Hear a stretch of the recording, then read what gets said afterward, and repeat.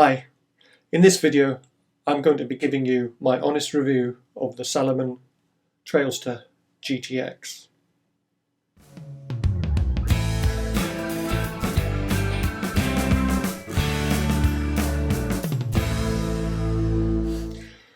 Okay, first things first, I bought these shoes myself. Nobody's asked me to make this review. I will give a link below in the description of where I bought the shoes. It is not an affiliate link. Nobody has paid me to make this review. The opinions are all my own honest opinions that are based on having been a runner and run thousands of miles in hundreds of different pairs of shoes. The way this review is going to be structured is that I'm going to look at certain aspects of the shoe in terms of its looks, its quality of build, its performance, fit, comfort and value for money, things like that, and give each aspect a score out of 5, and the shoe can achieve a maximum of 50 points, and I will summarize that at the end of the video. This is the shoe. This is the Salomon Trailster GTX, and the GTX stands for Goretex because this is a Goretex waterproof and breathable upper. So first point, aesthetics, looks. I'm a function over form person. I really don't care what a shoe looks like too much. As long as it does the job, I'll wear just about anything. That said, I really like these. I think they're quite a handsome shoe. I like the design of it. I really like the colours as well, the kind of two-tone Air Force blue with a electric blue sole. Yeah, I really like the looks of them. So for me, and again, I know it's a personal preference thing, but for me, I'd give that a 4 out of 5 for looks. Looking at the build quality and the design of the shoe, it's a really good solid shoe. It's pretty well made.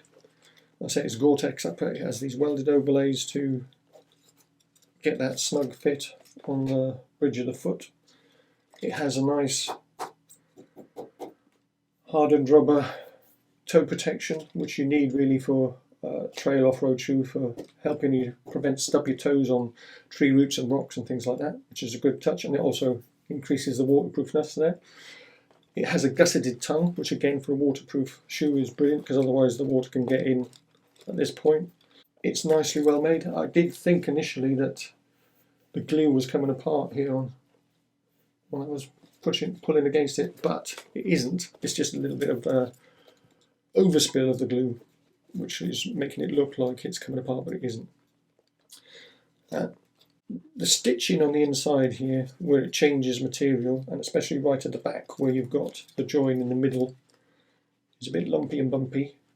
I'm not sure that's going to give me any issues. It's not really a quality thing, it's just potentially a point that could rub. In terms of the design as well, there are a couple of things that I don't particularly like, or I wish this shoe had.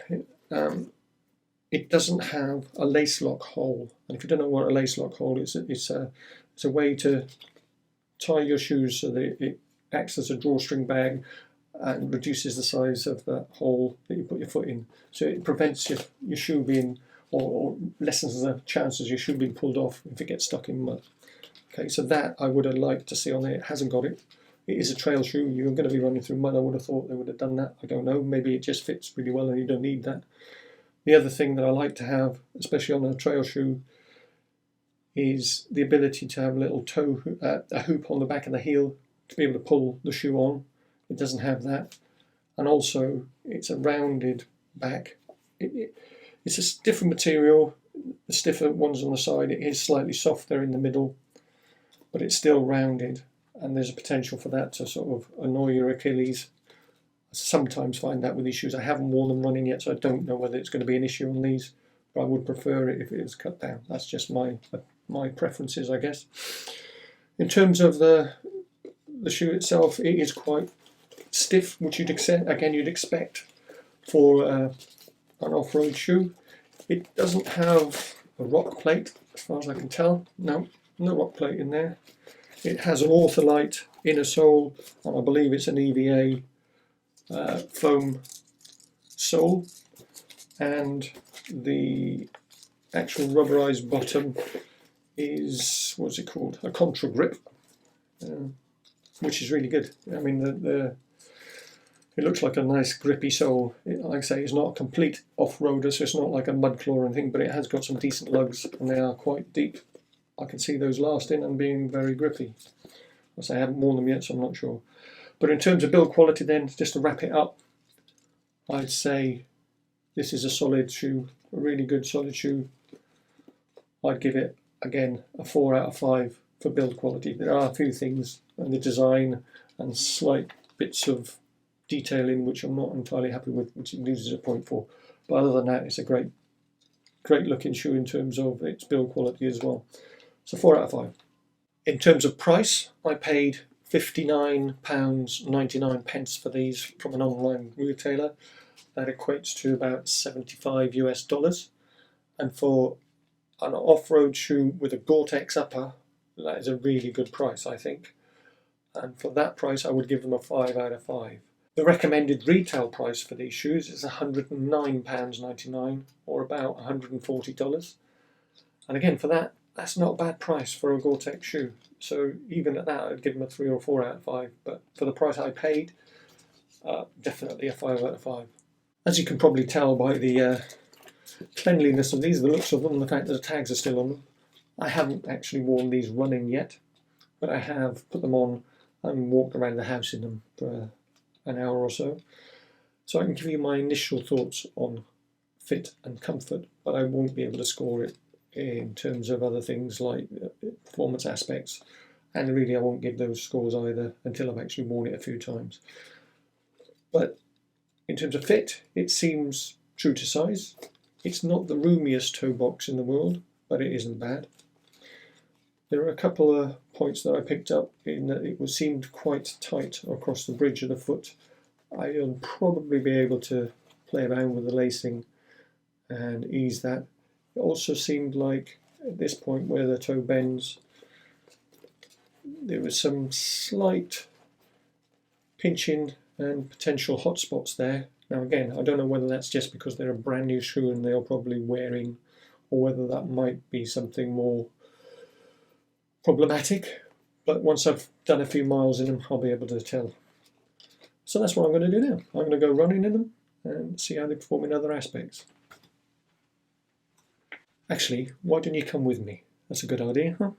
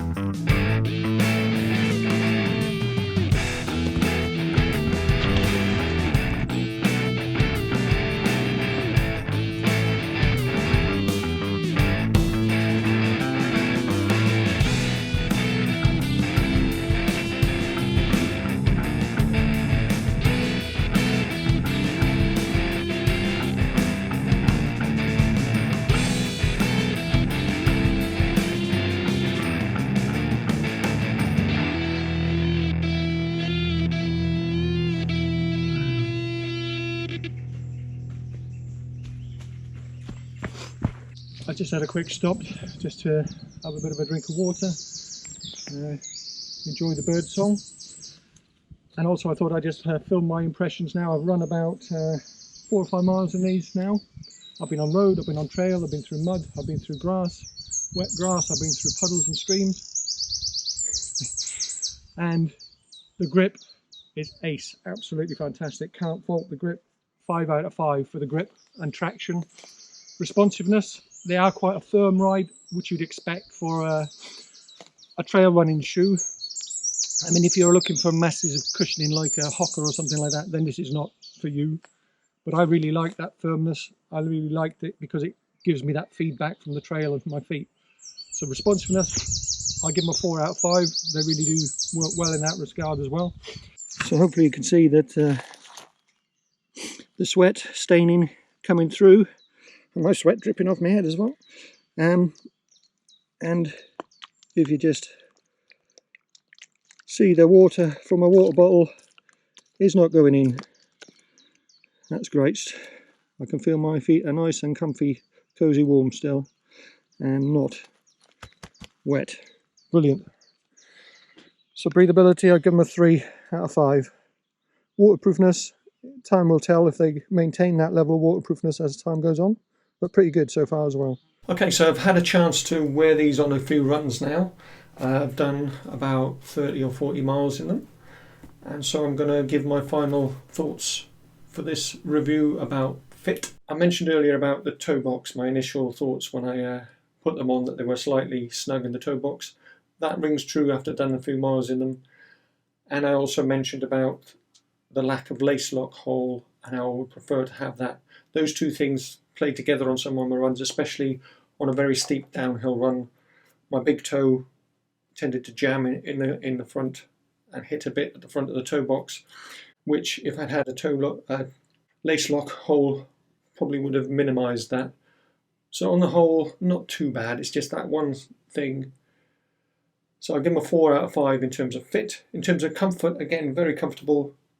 But what I've just mentioned is an issue really on longer, very steep downhills. So again, I'm going to dock them a point for that, and I'm going to give them a 4 out of 5 for comfort. In terms of weight, these weighed in at 348 grams, which is 12.27 ounces. So in terms of an off-road trail shoe, that isn't actually that bad. I mean, certainly got heavier ones on my shoe rack. So again, I'm going to give them a 4 out of 5 for weight as well. In terms of durability, I think these things are crackers. The sole in particular, I'm going to give these a 5 out of 5 for durability. The whole thing is a solidly made shoe. So to summarise, I'm going to give the Salomon Trailster top marks for grip, durability and value for money. Everything else really gets a 4 out of 5, apart from breathability, which is a 3 out of 5. And overall, they score 42 out of 50. And would I recommend them? Absolutely, I would, yes. I think these are a cracking, solidly built, comfortable trail running shoe that will serve you well for many miles. And they're definitely going to become one of my go-to shoes for trail running from now on in. So that's the end of the review, and that is my opinion of the Salomon Trailster GTX. If you've run in these shoes as well, and you have a different opinion, or you agree with me, or you just want to post a comment about this review, then please do that below in the comments section. And if you found this video useful, then please give it a thumbs up and share it. Tell your grandma about it, or your auntie, or your uncle, or anybody else. And click on the subscribe button and the notification bell. And that way you'll get informed of any future reviews and other videos that I post. And until the next video, get out there and enjoy your running.